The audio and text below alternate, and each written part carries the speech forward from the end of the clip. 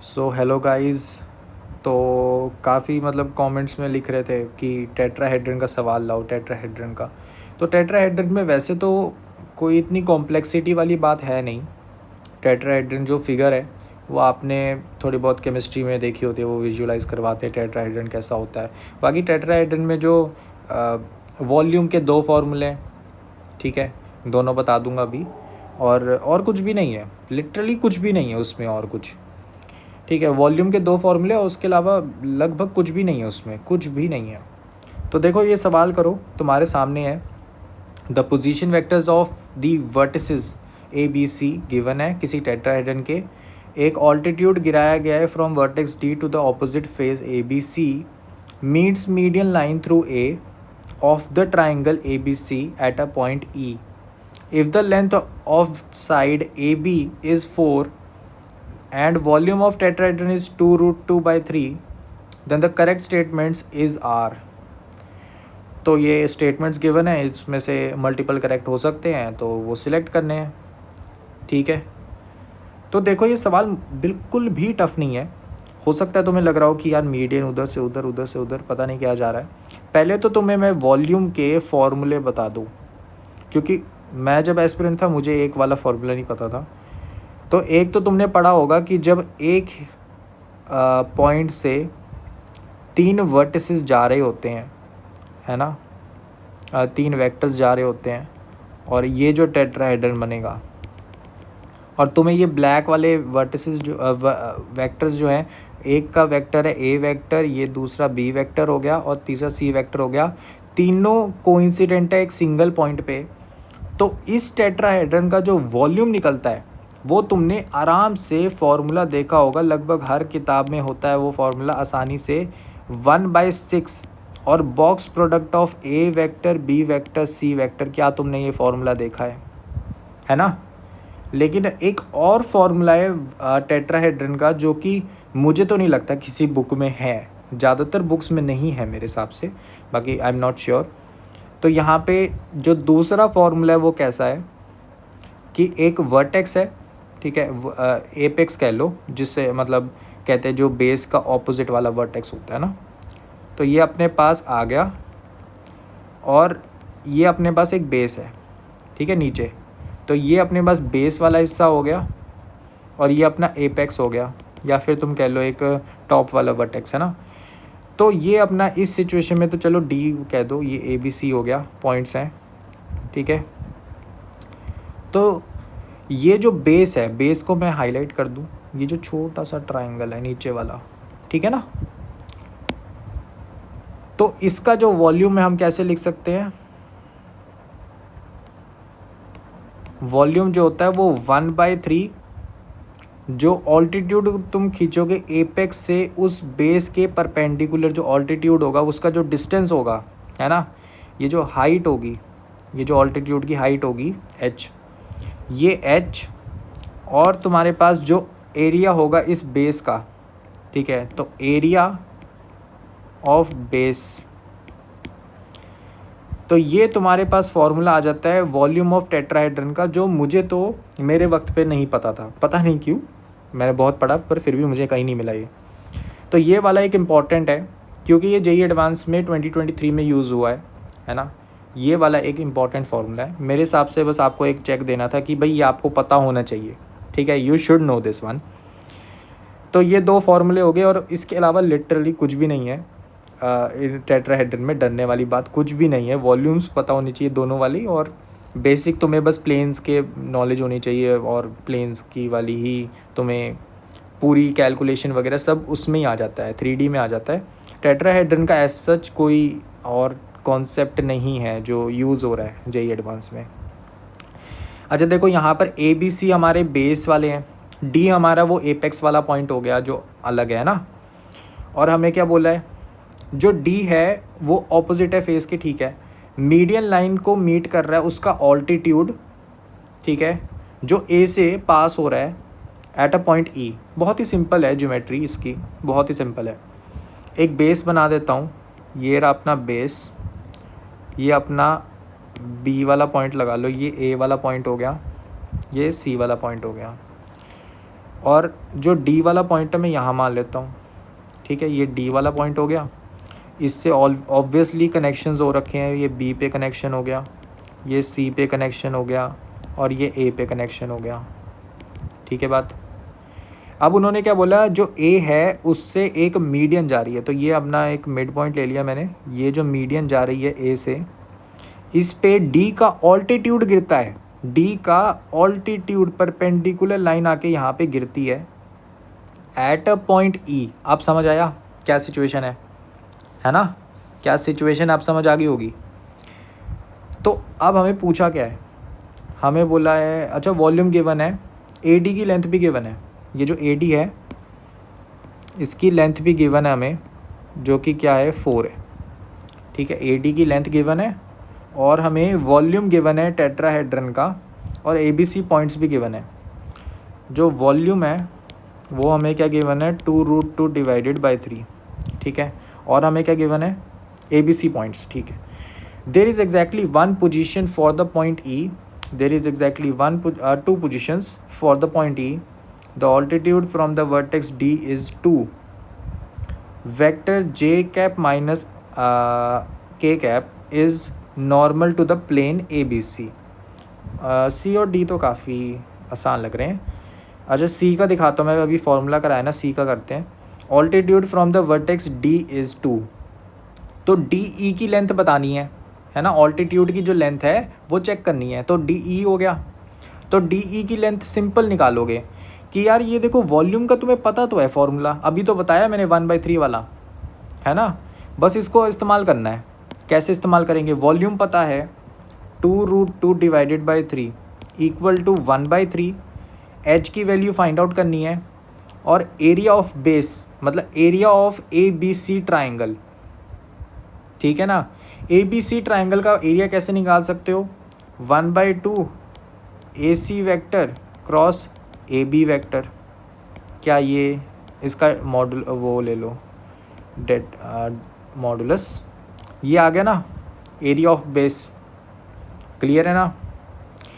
तो इधर से हम क्या निकालेंगे कि भाई जो हमें बेसिकली कैलकुलेट क्या करना है, ये वाली चीज़ कैलकुलेट कर लेते हैं और हमारा आंसर आ जाएगा।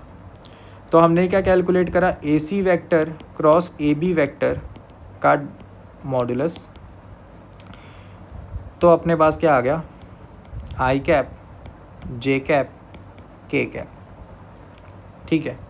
तो यहाँ पे मेरे पास क्या आ गया, यहाँ पे मेरे पास आया कि भाई ये तो डेटर्मिनेंट में होता है ना। पहले तो यार मॉडुलस हटाते हैं, ये डायरेक्टली देखते हैं, ये आ गया। और ए सी वेक्टर जो है उसका क्या बनेगा कि ए के कोऑर्डिनेट्स क्या थे, ए के कोऑर्डिनेट्स थे अपने 1,1,1, तो 1,1,1। बी के क्या है, बी के हैं 1,0,0 और सी के 3,0,0। तो बी के हो गए 1,0,0, सी के हो गए 3,0,0। तो ए सी जब बनेगा तो सी में से ए माइनस करूँ कि ए में से सी माइनस करूँ, जो मर्ज़ी कर लो, यहाँ पे डायरेक्शन का इतना रोल नहीं होने वाला क्योंकि एरिया निकाल रहे हैं। तो ए सी तो सीधा माइनस करते हैं, तो यहाँ पे हेड माइनस टेल वाला कॉन्सेप्ट लगेगा, सिंपल। तो हेड माइनस टेल, तो ठीक है। तो सी को माइनस करो तो अपने पास आ जाएगा हेड माइनस टेल। तो सी में से माइनस करेंगे, यहाँ पे आया 2 -1 -1। फिर ए बी वेक्टर का करो, यहाँ पे अपने पास क्या आ जाएगा 0 -1 -1। इसको हम कैलकुलेट कर लेते हैं। आई कैप के साथ क्या आ जाएगा, आई कैप के साथ आएगा 1 -1 माइनस जे कैप, और जे कैप के साथ क्या आएगा -2 + 0, और अपने पास क्या आएगा प्लस के कैप। यहाँ पे क्या आएगा, यहाँ पे आएगा -2 और +0, बस ठीक है ना, ये अपने पास आ गया। तो यहाँ पे मुझे दिख रहा है कि आई कैप वाला तो 0 हो गया, जे कैप वाला बना 2 जे कैप, ठीक है, 2 जे कैप माइनस के कैप, ठीक है ना।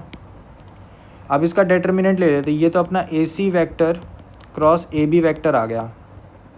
अच्छा, यहाँ पे मुझे एक चीज़ दिख रही है कि जो डी वाला ऑप्शन था वो शायद साथ में ही हो गया। इन्होंने बोला vector J cap minus K cap is normal to the plane A B C. तो हाँ, मैंने A C vector cross A B vector करा जो कि प्लेन के अंदर थे, उसका परपेंडिकुलर निकलेगा ऊपर, है ना। ये वाला जो वेक्टर है ये परपेंडिकुलर है प्लेन के, और ये वाला ये नॉर्मल की बात कर रहे थे, इस वाले वेक्टर क्या नॉर्मल के बराबर है। तो हाँ, हमने ये नॉर्मल ही तो निकाला है, तो ये बात सही होगी, डी ऑप्शन सही हो गया सीधा। आपको होप सो पता होगा कि नॉर्मल वेक्टर कौन सा होता है प्लेन का। सिंपल है, ये जो प्लेन है अपना, इसका जो परपेंडिकुलर एक वेक्टर जिसकी वजह से हम प्लेन की इक्वेशन लिख पाते हैं, वो हम यहाँ पे इसकी वजह से कैलकुलेट कर पाए कि हमने क्या करा, ये वाला जो वेक्टर था ये वाला वेक्टर था, दोनों का क्रॉस प्रोडक्ट दिया तो परपेंडिकुलर वाला आएगा जो नॉर्मल के पैरेलल होना चाहिए। तो यहाँ से अपने पास ये आ जाता है कि कंफर्म हो जाता है डी ऑप्शन सही है।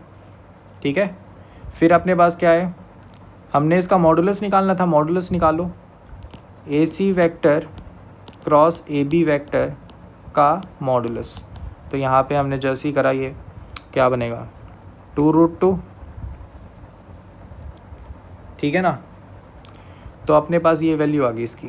अब वो फॉर्मूले में डाल दो जो ऊपर था, ये वाला था ना पूरा सिचुएशन, तो इसमें डाल दो।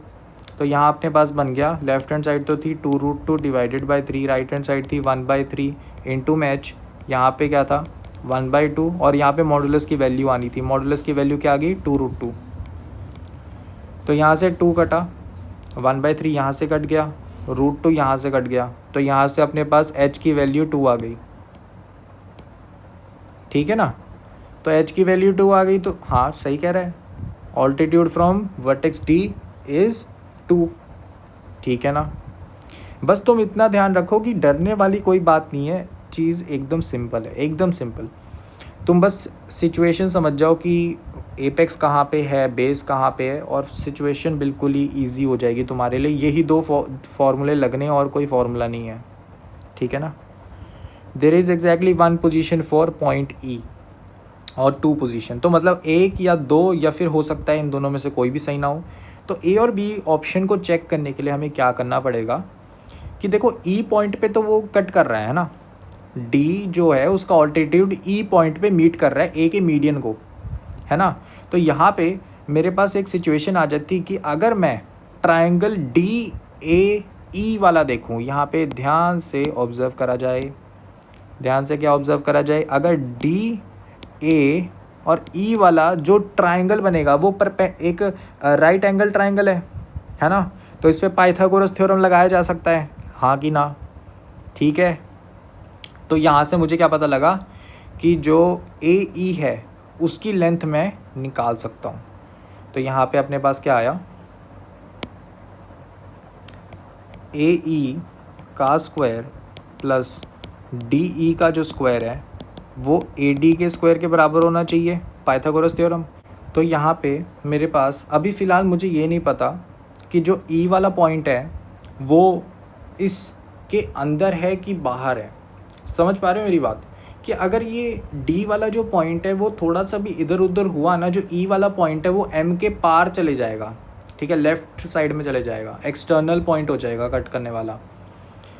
क्लियर है ना बात। तो ये बहुत ही एक इम्पॉर्टेंट बात है।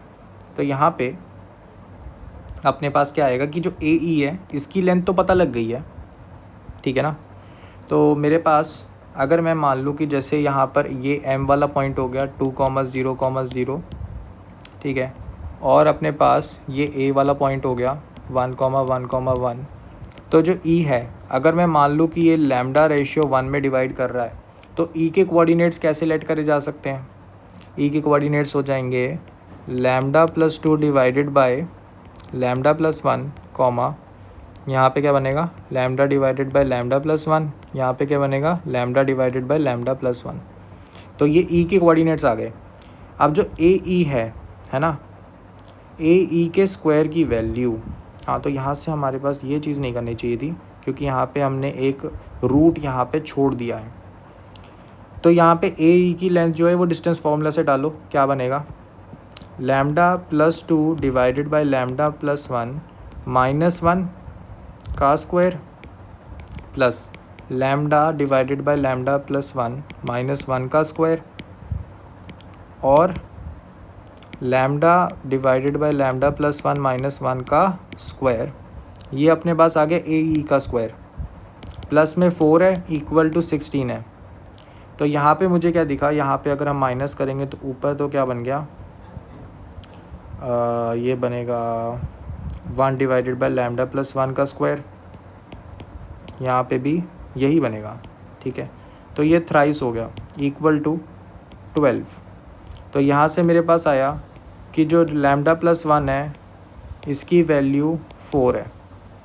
तो लैम्डा की यहाँ पे दो वैल्यूज़ आएंगी, क्या आएंगी, 1 लैम्डा इक्वल टू 1 और एक अपने पास क्या आ जाएगा, वो अपने पास -2 -3 आ जाएगा। तो लैम्डा की दो वैल्यूज़ आ गई, इसका मतलब एक इंटरनल पॉइंट होगा एक एक्सटर्नल पॉइंट होगा। तो दो पॉसिबल पोजीशंस है ई की, एक बार वो अंदर होगा एक बार बाहर होगा। तो यहाँ पे दो पोजीशन आ जाती है ई की, जो कि अपना हो जाता है बी ऑप्शन, जो कि अपना करेक्ट ऑप्शन है। बी सी डी इसके करेक्ट आंसर है। बहुत ही अच्छा क्वेश्चन लगा मुझे, और इस फॉर्मूले को भूलना मत, वॉल्यूम के वाले को, 1/3 वाले को, है ना। बहुत ही सिंपल फार्मूला है लेकिन पता होना ज़रूरी है, ठीक है। बाकी टेट्राहेड्रन में सच में कुछ नहीं है, प्रैक्टिस करोगे थोड़ा बहुत क्वेश्चंस कर लो, सच में कुछ भी नहीं है। PYQs भी कर लो चाहे, कुछ भी नहीं है इनमें। तो आई होप सो कि क्वेश्चन क्लियर होगा। मिलते हैं और क्वेश्चंस के साथ।